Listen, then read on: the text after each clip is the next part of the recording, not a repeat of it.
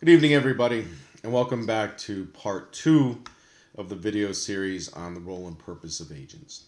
All right, so what we talked about in part one were the roles of an agent in securing endorsement deals, negotiating out their player contract agreements, securing personality marketing deals, and the like. And then we went into how to become a certified rep within each players association, what the rules are, what the protocols are, what the fees are to become a certified sports agent.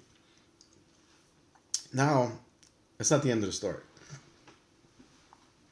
Even though you're certified with the Players Association, there are certain state athletic agent regulations. All right, each state has their own rules and regulations. In 40 states, you're required to get a license. All right, and those fees, licensing fees, range from anywhere from $20 a year to $2,500 a year. So states like California, Texas, Florida, where there are a lot of agents or a lot of agent interest due to the universities that are in those schools, they require a high licensing fee. States like Vermont or Wyoming, they may only charge a $20 annual licensing fee. Some states even require you to be bonded and insured. What the state requirements are different for each state. Okay, what the licensing fees are different for each state. The question becomes, which states do you have to be licensed in? If my office is in New York City, do I just need to be licensed in New York? But since I do work in New Jersey, since I represent coaches in California and in Texas, do I also need a license in that state? It's a great question. There is relatively little case law on it right now, but I always play it safe, and I'm licensed in New York. I'm licensed in Connecticut because that's where I live. And if I'm negotiating a deal for a coach in California, I will be licensed in that state. If I'm negotiating a deal for a coach in Pennsylvania, I'll make sure I'm licensed in that jurisdiction also. Texas has probably the toughest licensing requirements, and if you do not abide by those licenses, it is considered a felony. Um, so just be careful when dealing with the state of Texas. After you're certified and licensed, you need to be aware of the collective bargaining agreements. That's what the written exams are usually on. So if you're taking a written exam to become an NFL certified agent, you will study what is the collective bargaining agreement all about. What are the different areas that the collective bargaining agreement cover? Same thing for Major League Baseball, who also has a written test. You also need to familiarize yourself with the standard player contracts. All right, know the ins and outs of those contracts. I posted those previously. Take a look at them. Every player signs the same standard player contract. The only thing that's different are the terms and the compensation, bonuses, stuff like that. But for the most part, every player signs the same standard player contract. The collective bargaining agreements, because in case we haven't gone over it now, are the labor contracts between the league owners and each of the respective players' unions. Okay, so each league has a collective bargaining agreement, and they negotiate the collective bargaining agreement with the players' unions. Collective bargaining agreements cover just about everything. Players' contracts, what they look like, what the compensation packages can look like, injury protection. If the player gets injured, who's responsible? Who's covering insurance? Do they see the team's doctor? Do they go to the private doctor? How much of their contract is covered? If they play only one game, are they entitled to remaining balance under that year's contract? That kind of stuff. Club discipline, steroid use, joint drug agreements are all part of the collective bargaining agreement. So in the NFL, the personal conduct policy, what discipline can be imposed, all that has to be collectively bargained. If there's a violation for using steroids, first violation, what happens? Second violation, what happens? Third violation, what happens? That is all collectively bargained. and even non-steroid use. Street drugs, marijuana, cocaine. What happens if the player is drug tested and is caught using marijuana? What is the penalty for that? The college draft. The college draft is something that is collectively bargained. The owners implemented it back in the day, but it now has something that has to be collectively bargained and both sides have to agree to, because it is, on its face, a violation of antitrust laws. Free agency, same thing. Free agency has to be collectively bargained. When is a player eligible for free agency? What are the terms? When in Major League Baseball, when can you file for arbitration if you're not a free agent to get free agency? In the Major League Soccer, they just drafted out came to agreement on new collective bargaining. They now allow for free agency for Major League Soccer players. Up until now, that wasn't part of the collective bargaining. So now it is. But it's difficult. You have to be in the league for 8 years, but that was collectively bargained. Salary cap. Salary caps, again, are a violation of antitrust laws on their face, but since they are collectively bargained, the courts say that they're fine. But what is the salary cap going to be set at? How is salary cap going to be determined? All that is collectively bargained. Minimum player salaries. In most leagues, there is a minimum salary that a player can be paid. Again, collectively bargained. In the NFL, in their last year's collective bargaining agreement, rookies received $325,000. That was the least amount that the rookie could be paid. And it escalates from there. If you're a one-year player, the least amount is $400,000, $475,000 for 2 years, all the way up to 10 or more years, you're guaranteed a minimum salary of $860,000.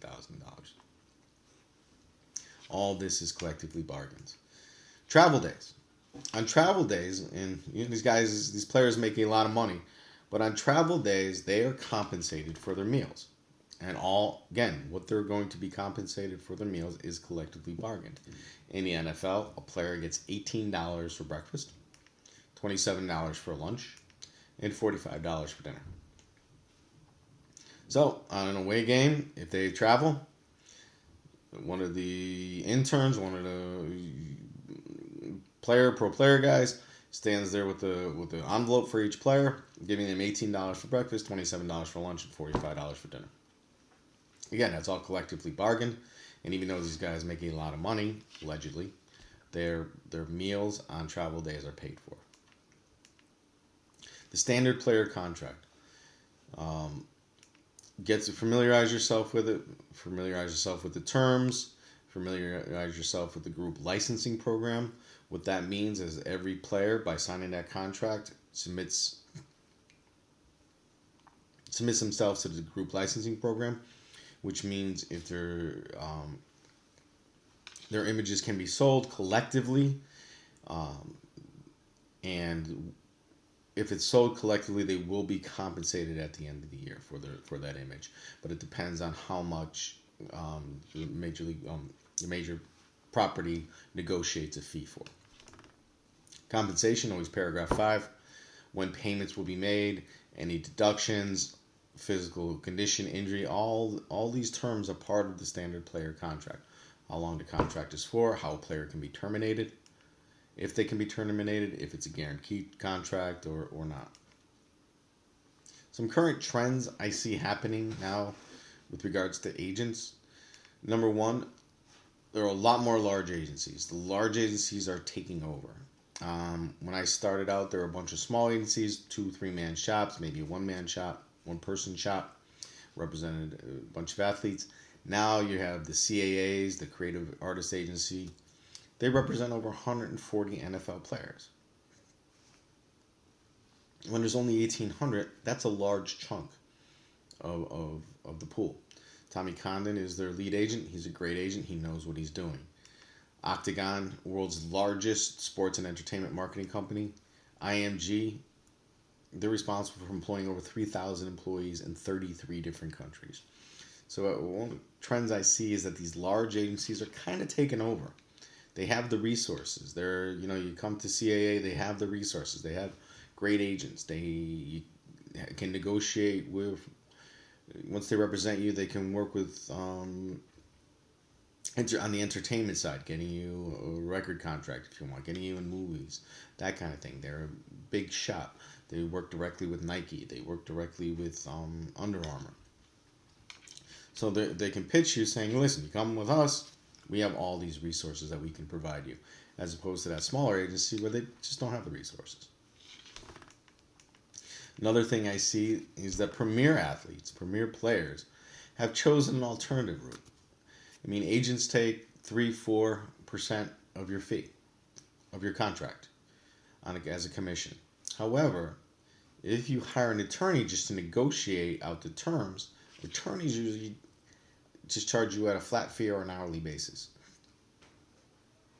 So some of the players with a lot of juice, a lot of know their ways around, will just forego having an agent and just use an attorney as their resource outside of the Players Association to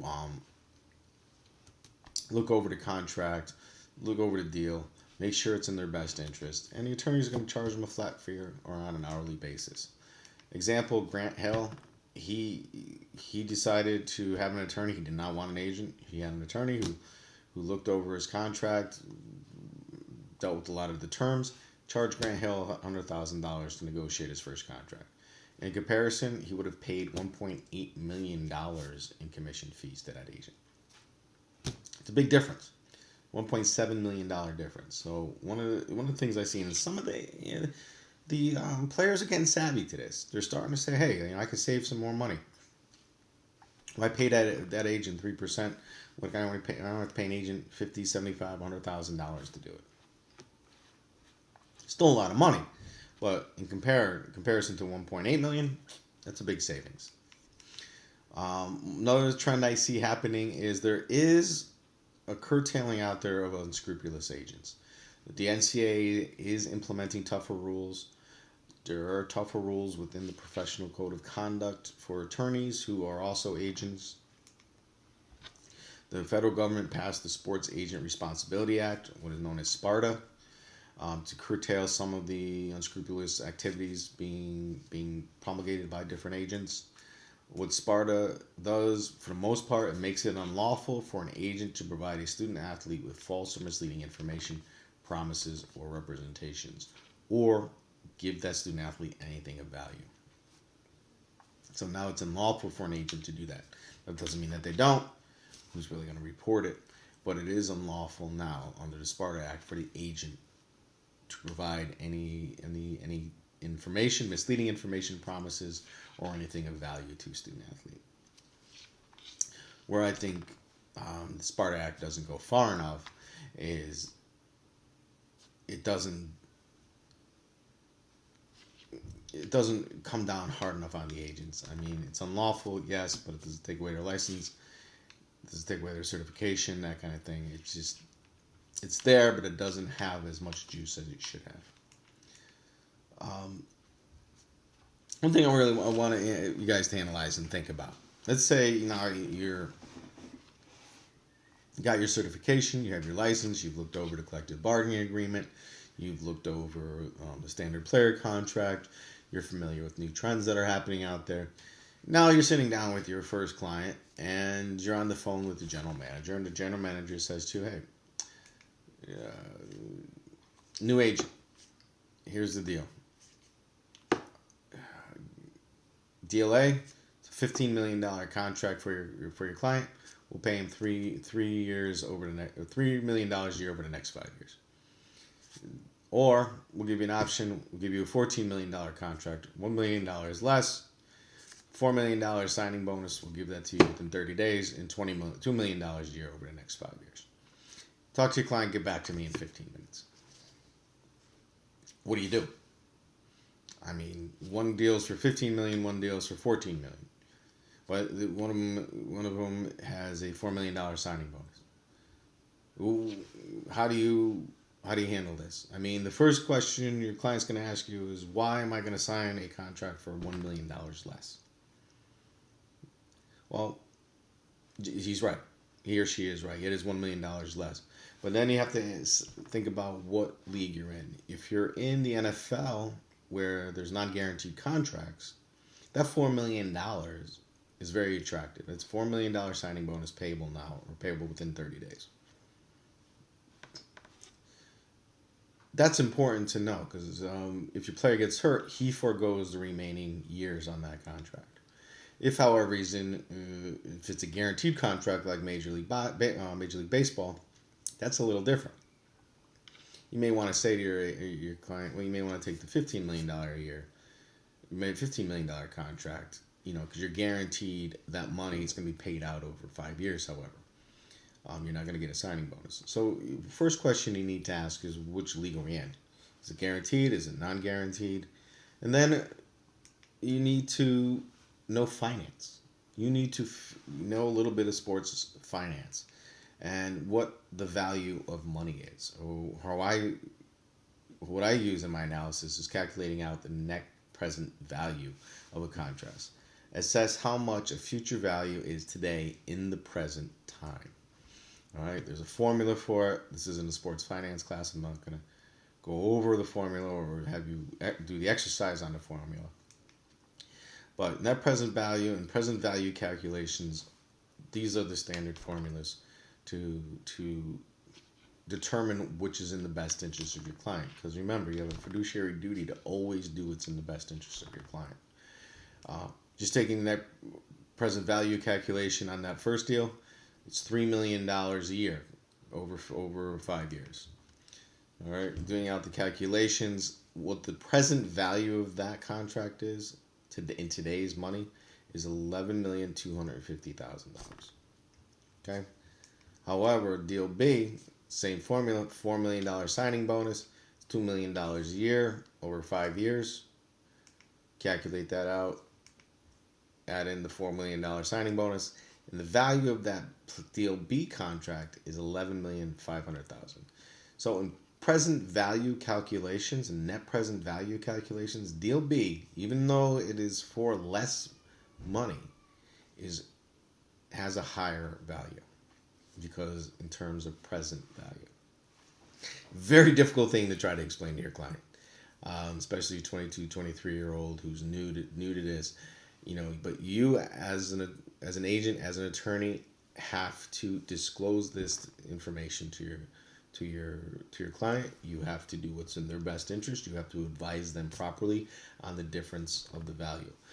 General managers, owners, they know this stuff. They know money. They're billionaires. They're millionaires. They're billionaires. They know this stuff. They know how to calculate figures. They use their knowledge to the detriment of their players, and it gets by a lot of agents who don't know a lot of this information, don't know a lot about sports finance. So the owners, in essence, save themselves millions of dollars each year by offering these signing bonuses and longer-term deals, knowing that the net present value isn't as much. All right, so just something I want y'all to be aware of, that after you're certified, after you're licensed, after you familiarize yourself with the various rules, regulations, and contracts out there, also it's important to know a little bit about finance and know how money works, especially money over time. Okay, thank you very much. This is the last video. It's been a very enjoyable semester for me. I hope you all enjoyed it as well. Thank you.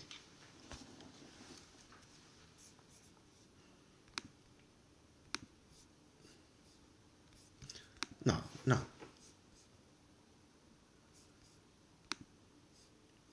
No.